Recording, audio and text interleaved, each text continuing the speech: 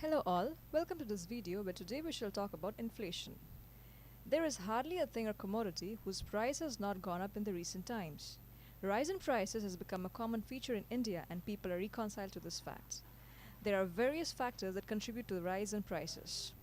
Some are natural factors like unfavorable weather conditions which affect the food production and lead to the shortage of commodities in the market.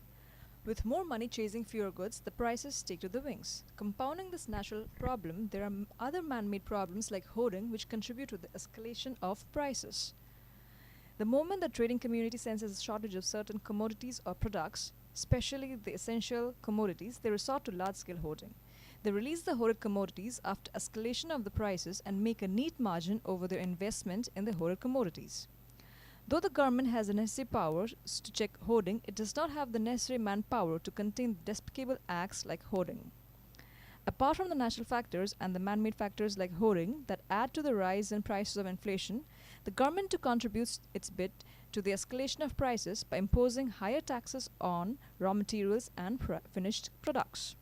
With the government nature and hoarders adding their bit to the inflationary trends, is it any surprise then that rise in prices has become a common feature in India? In the recent times, the rate of inflation, power and fuel was around 10%. The rate of inflation in the manufacturing and products was around 3.7%, and inflation in the context of all commodities was around 5.5%. This is of course the official rate of inflation. But the rising prices in the retail market do not actually reflect this modest rate of inflation, as these figures relate to the wholesale price index and have no relation to the exorbitant retail prices.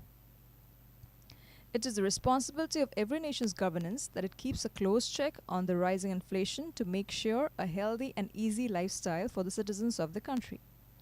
We, as citizens of any given nation, are mostly unaware of the inflation price, which is not a good sign. It is in our good sake to be aware of the policies a nation is adopting to control the inflation, as it would make us all aware of all the policies going against the growth of the country.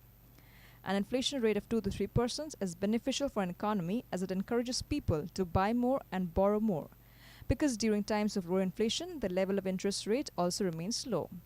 Hence, the government as well as the central bank always strives to achieve a limited level of inflation.